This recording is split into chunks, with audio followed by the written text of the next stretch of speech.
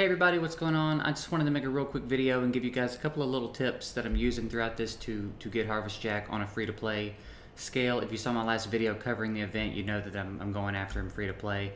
So I wanted to give you a couple of tips that I plan to implement while I'm doing this to spend my energy in the most efficient way possible. So if you see where I'm at right now, I've got Madman already, and then I farmed a Templar and an Heiress. I'm still trying to get the dude from Fire Knight to drop, and I'm still trying to get the dude from, is it Spider? Is this where Beast Wrestler drops? I think it's Spider.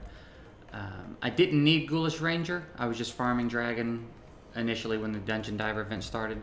But anyway, let's get to the tips. If we look at the structure of the event real quick, which is not in progression rewards, it's in news, we'll see that right now we have the Dungeon Divers event, right? October 25th through the 30th.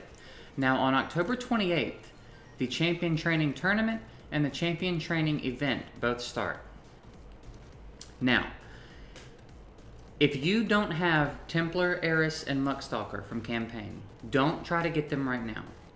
Wait until October 28th when these two things start. Because then, when you go into campaign and spend your energy, you can be farming those champs, leveling up food, / making progress in these two champion training things, as well as making progress in Dungeon Divers, because gear does drop in the campaign, and even though the quality is less and the star rating can be lower, it still adds up. You're generally, I know in my experience, I can finish a Dungeon Divers event faster in the campaign than I can in the dungeons, because I can run through a lot of waves. You know, I can do a lot of runs in campaign real quick. So even though the points are less, I'm doing it a lot faster, and ultimately I will finish the event faster. But you're spending your energy on a lot of different things if you wait to farm those champs from campaign on the 28th. You're spending your energy on a lot of different things that are all getting you closer to Harvest Jack. So that's one big tip.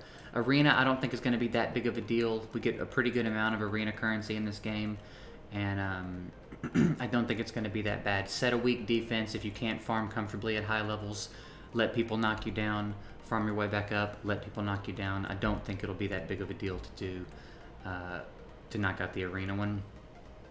And then other than that, it's all champion training and Dungeon Divers. And the nice thing about that is that having so much of this tied to a champion training event / champion training tournament is that you need to be doing that anyway. You need to be doing those things to be making food to rank up all the champs that you need to complete this fusion. So as I said, I feel really optimistic. I think they have done a good job of making adjustments here. Now we're going to find out if it's good enough, but it definitely is a step in the right direction. This is drastically different. There seems to have been a lot of consideration for the way that this event was set up in the way of what's expected of the players. You know, they don't have you doing a lot of ridiculous crap that's not even tied to what it is you're really trying to accomplish. You can be making all the food you need to get Harvest Jack and still making progress in getting these other champs. So I think that's really cool. And again, I think if you wait till the 28th, that's a really efficient way to do it. So for now, just be in the dungeons, be trying to get Beast Wrestler and whoever that other one is you need. I don't remember what the other one is you need from dungeons. And if you don't have Haikatoon, then also be trying to get Ghoulish Ranger, making a little bit of progress. I'll show you guys where I'm at in the Dungeon Diver event. Now, I have not been farming this relentlessly. I have not been like hardcore going after this. I've not had the auto clicker running. I'm very casually playing this in the background and doing this, and I have spent some gems on refills, but when I run out of gems, that's it. I had about 900 gems to start this off, and I'm down to like, I don't know, 300 something, I think. And when they're gone, they're gone, and we're gonna see what I can continue to do. But I think I'm on pace to finish this. I'm gonna finish this for sure. I'm not concerned about it, especially when I really start to dive into the campaign and start going after Muckstalker and leveling up my food. We're gonna breeze right through this without a problem. The only issue would be is when I run out of gems and I run out of energy. Now the other big concern I'm noticing from a lot of people is the potions. There's a lot of potions to farm for this, and that is true, and that is of course a concern of mine as well. I do think that with, well, where is it? The timeline. I do think that with technically over 2 weeks left, I think that's enough time to do that, even with just the energy you get daily. You know, the energy that refills, you get your energy refill for being in the game for a certain amount of time.